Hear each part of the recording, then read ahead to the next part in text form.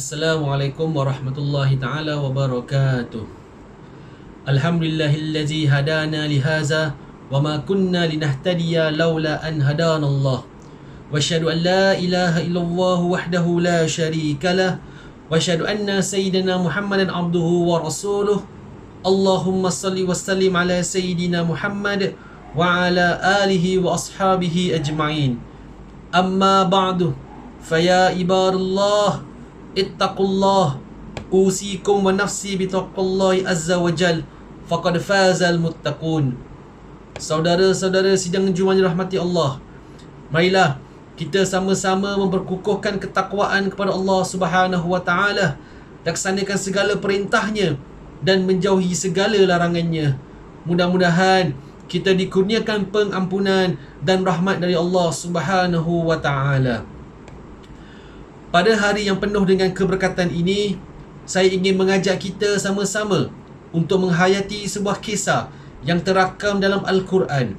Firman Allah Subhanahu wa taala dalam surah Al-Qasas ayat 7, ba'da a'udzubillahi minasyaitonir rajim. Wa auhayna ila ummi Musa an ardi'i fa idza khifti 'alaihi fa alqihi fil yammi wala takhafi wala tahzani inna raduhu ilaiki wa ja'iluhu minal mursalin. Sadaqallahul azim. Yang bermaksud, dan kami ilhamkan kepada ibu Nabi Musa alaihissalam, susukanlah dia dalam pada itu jika engkau takutkan sesuatu bahaya mengenainya dari angkara Fir'aun, maka lepaskanlah dia ke laut. Dan janganlah engkau merasa bimbang, dan jangan pula berduka cita. Sesungguhnya kami akan mengembalikannya kepadamu, dan kami akan melantiknya menjadi salah seorang dari rasul-rasul kami. Saudaraku, ayat ini menggambarkan kepada kita akan daya tahan keimanan ibu Nabi Musa alaihissalam kepada janji Allah Subhanahu wa taala. Pada mulanya beliau khawatir akan bahaya yang bakal menimpa ke atas anaknya. Namun, keyakinan ibunya kepada Allah Subhanahu wa taala, beliau dengan penuh ikhtiar dan tawakal kepada Tuhan telah hanyutkan bayinya tersebut ke sungai Nil. Bayi tersebut ditemui isteri Fir'aun dan akhirnya diselamatkan oleh Allah Subhanahu wa taala. Malahan, Nabi Musa alaihissalam telah dikembalikan kepada ibunya setelah berapa ketika dan dibesarkan dalam istana Fir'aun. Seorang raja yang sebenarnya ingin mengancam nyawa bayi tersebut. Renungkanlah saudaraku akan pengorbanan seorang ibu yang berusaha mencari jalan keluar bagi menyelamatkan anaknya dari bahaya. Dengan keimanan yang ada di dalam dadanya, beliau melihat cabaran yang dilaluinya itu dengan penuh positif. Beliau meyakini dengan janji Allah Subhanahu wa taala. Beliau berusaha menyelamatkan anaknya itu dan akhirnya beliau memperolehi kemanisan di sebalik pengorbanannya. Inilah ciri-ciri keimanan yang perlu ada pada dalam diri kita. Apabila kita menghadapi ujian dan halangan, kita tidak akan hanya merungut menyalahkan segala ujian yang dihadapinya. Bahkan seorang mukmin akan berusaha untuk mencari jalan keluar daripada ujian tersebut dan meyakini bahawa Allah Subhanahu wa taala pasti akan membantunya dalam mengatasi ujiannya. Saudaraku, begitulah juga dengan situasi yang sedang kita lalui sekarang ini.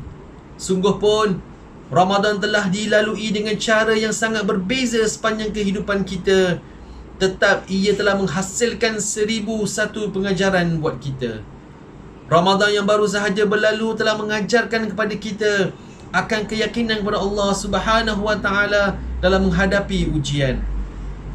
Sungguh pun terdapat berbagai kesulitan dan keterbatasan semasa di rumah. Ia sama sekali tidak membataskan atau menghalang kita dari beribadah. Malah, kita berusaha untuk menghidupkan Ramadan dalam rumah kita sendiri. Kita berbuka bersama keluarga kita yang terdekat dengan lebih kerap. Kita turut beribadah secara berjemaah bersama keluarga kita di rumah. Apabila masuk bulan Syawal pula, kita terima segala ketentuan Allah Subhanahu wa taala pada hari raya dengan penuh ketabahan dan kesabaran. Kita bertakbir, bersolat dan beraya bersama keluarga kita di rumah sahaja. Sungguh pun terpedam hasrat dalam hati kita untuk bersemuka dan bersalaman dengan orang tua kita di rumah mereka. Namun kita berusaha untuk memenuhi sebahagian hasrat tersebut dengan kita bermaaf-maafan bersama orang tua kita melalui talian telefon atau secara online. Kita tidak hanya berdiam diri dengan hanya memendam perasaan sedih di rumah tanpa sebarang usaha. Kita bangkit, buat penyesuaian dengan saling bermaaf-maafan dan memberikan kata-kata semangat antara satu sama lain dalam menghadapi situasi yang penuh mencabar ini. Dengan kita berinteraksi secara bertalian, kita sebenarnya berusaha mencari jalan lain untuk mengekalkan hubungan silaturahmi bersama keluarga dan sahabat handai kita dengan cara yang selamat. Kesemua yang dilakukan oleh kita sepanjang bulan Ramadan yang lalu dan sedang kita lakukan sekarang ini, ia merupakan salah satu bentuk kesungguhan kita dalam mengekalkan kebaikan dan memelihara keselamatan nyawa kita bersama. Ingatlah bahawa Allah Subhanahu wa taala menjanjikan bantuannya di atas setiap kesungguhan kita dalam melakukan kebaikan.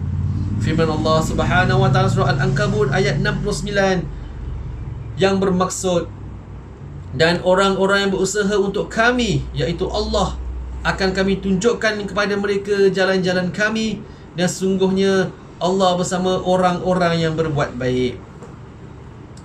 Bersyukurlah di atas segala kurniaan Allah Subhanahu wa taala di sebalik ujian ini, kerana Allah Subhanahu wa taala telah menjawab doa, rayuan dan kesungguhan kita.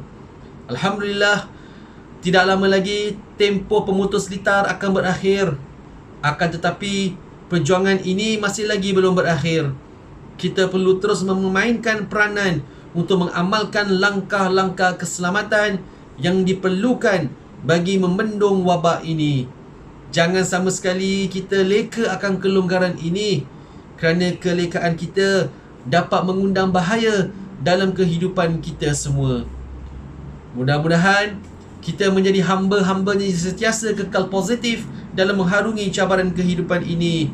Semoga Allah Subhanahu wa taala mengurniakan kepada kita kekuatan keimanan sebagaimana Dia kurniakan kekuatan tersebut kepada ibu Nabi Musa alaihissalam untuk mengharungi segala cabaran kehidupan, insya-Allah.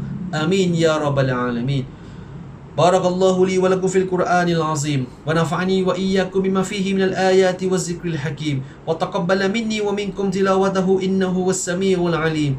Aqulu qawli hadza wa astaghfirullahal azim li wa lakum wa lisairil muslimina wal muslimat wal mu'minina wal mu'minat fastaghfiruhu fa ya fawzal mustaghfirin wa ya najatat taibin. Assalamualaikum warahmatullahi taala wabarakatuh.